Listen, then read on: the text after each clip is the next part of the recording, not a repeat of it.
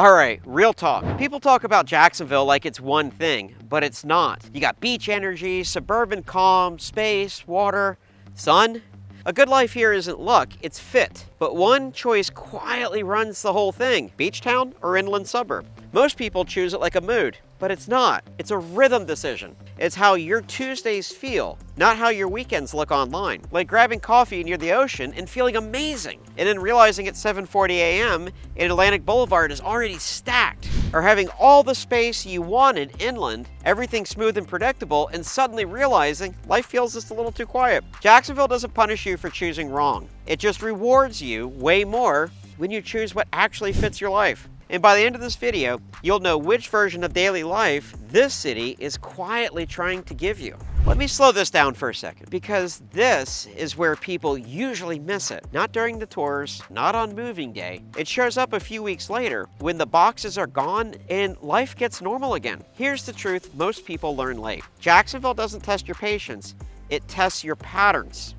I remember standing in a driveway one morning, sun already hot, cicadas loud, two people leaving at the same time. One hops in a car, calm, coffee in hand, the other's checking the clock, backing out fast, trying to beat the same light on Atlantic they hit every morning. It's the same city, but it's a totally different morning feel. That's the difference people struggle to name. One moves through the day without thinking. The other's constantly adjusting, leaving earlier, planning harder, making Jacksonville work instead of letting it work. And that difference shows up first thing in the morning. So before anything else, let's talk about how mornings actually feel. Your mornings expose everything, not the highlight truth reel, the everyday, no makeup version. If you're living closer to the beach, mornings tend to feel a little looser. Shorter distances, more walkability, fewer hard edges. Some days you're out the door quick. Other days it's a bit of a stretch. You smell salt in the air, you hear bikes rolling through Neptune Beach before 8 a.m., coffee from a walk-up spot instead of a drive-through. Some people thrive in the looseness. It also quietly stresses out people who didn't realize how much they rely on routine. Here's the part people underestimate in Jacksonville. Almost everyone is still driving, even at the beach. Most mornings involve Atlantic Boulevard or Butler, and the timing matters more than the distance. A 10-minute drive can turn into a 30-minute one if you miss the window, especially once school drop-offs and bridge traffic picks up. Inland mornings tend to lock in tighter. Same exit time, same routine, same rhythm. You don't think about your morning, you just move through it. For some people, that predictability is calming, but for others, it feels like day started before they do. Most people will tip one way right here, because how your morning starts sets the tone for everything that comes after. Now let's do a hard stop. In this section already has you nodding, don't guess your way through this decision. We are the local Jacksonville real estate team of choice, and this is exactly the kind of lifestyle discovery we help people get right before they move. If you want clarity on which version of Jacksonville actually supports your mornings, your work life, and your sanity, you can call us, text us, or email us. Our contact info is linked in the description below. There's no pressure, just real conversations and real guidance. Evenings aren't logistical here. They test your energy management. By the time work wraps, most people here have already burned a surprising amount of mental fuel. You come off Butler at Atlantic and suddenly the pace shifts. Windows down, salt in the air, you hear boards rattling in truck beds, bikes clicking past, music bleeding out of somewhere near the beach's town center. You're not home yet, but the day already feels lighter. The environment carries you some of the load for you. That external energy helps certain people decompress fast. It also keeps the brain half on. Inland evenings pull inward. You exit I-295, turn into the neighborhood, and the noise drops fast. Same driveway, same routine, same dinner window. A lot of people assume they want more happening at night. What the data and lived experience both show is that people really want less effort between work ending and the rest of the day beginning. Okay, so quick gut check. Do you recharge when the world is still moving around you, or when it finally shuts down? Drop a line in the comments. Beach evenings or inland evenings?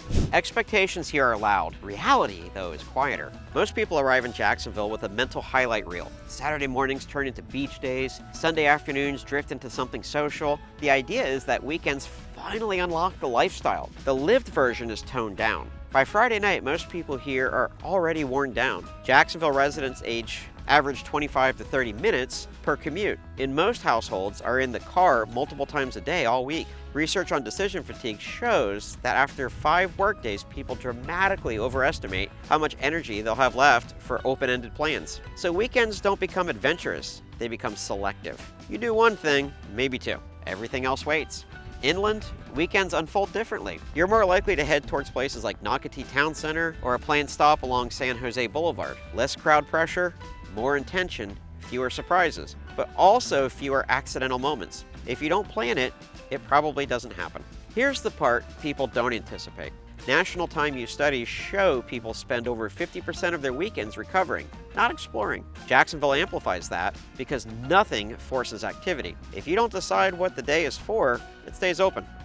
That freedom feels incredible to some people, but again, to others, it feels oddly empty. Having options isn't the same as enjoying them. Once weekends stop feeling special, something subtle happens. You stop asking what you're going to do, and you start asking how you want most of your weekends to feel. And that question is what leads straight into the realization people usually hit a few months in. In Jacksonville, midday quietly does more shaping than people expect. There are the hours most residents spend alone, moving between work blocks, errands, and mental resets. Near the beach, midday stays porous. The time doesn't lock in. You run one errand and it turns into a few. A quick stop along Atlantic drifts into another loop. Light pours through the house all afternoon. Inland, midday compresses. Fewer people out, quieter streets, errands stretch further apart, so they get balanced. Workdays feel segmented. There's a clearer line between I'm working and that can wait. That structure supports deep focus, especially for remote workers and project-based work. 5 days a week, month after month, and patterns that either support how you think or they gradually drain you. This is when people stop talking about lifestyle and start noticing energy, output, and mood. Around 6 months in, something subtle happens. People stop narrating their choices.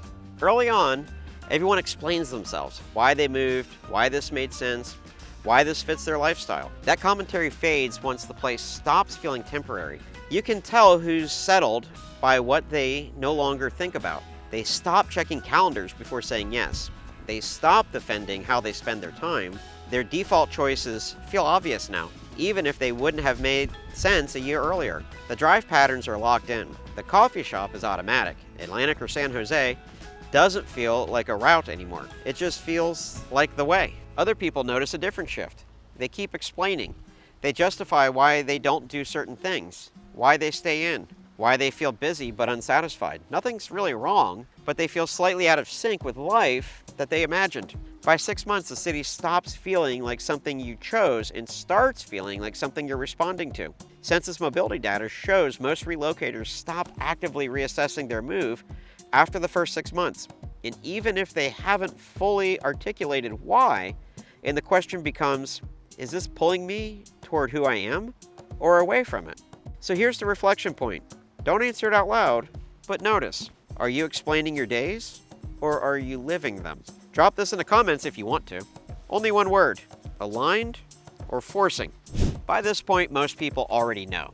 They just haven't said it out loud yet. What shows up again and again, especially after the first few months, is that people fall into one of two very different comfort patterns. Not evenly and not 50-50, but consistently enough that it's hard to ignore once you've seen it play out. Some people function better when the day stays open, when plans can flex, when energy comes from being around motion, not insulating from it. They don't mind small variables stacking up if it means their days feel connected and alive. Others, well, they settle when life has edges, when the same route, the same thing, and the same evening rhythm quietly reduce decision making. In Jacksonville, that split becomes obvious over time. After about 6 to 9 months, most relocators stop experimenting and default into what feels easiest. The coffee run becomes automatic. The drive feels familiar, whether that's Atlantic, San Jose, or the same loop off I-295. That route stops being a choice and starts being background. Neither pattern is more mature. Neither one is right.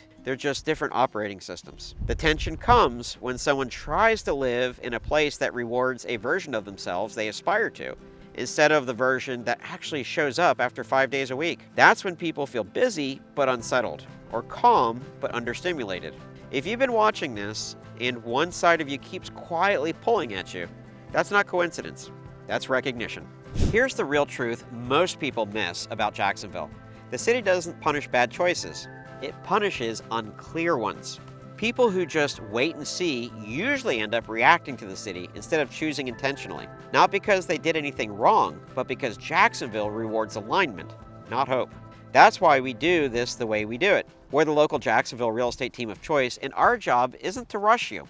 It's to help you get clear before you lock yourself into a version of life that quietly feels off 6 months later. If you want to talk through what actually fits your routines, your energy in your real life, you can reach out, call us, text us, or email us. All of our info is in the description below. DMs work too if that's easier. You can also download our relocation guide that has lots of information to help you make a wise decision. And if you want to keep learning first, check out our playlist, Best Jacksonville Neighborhoods.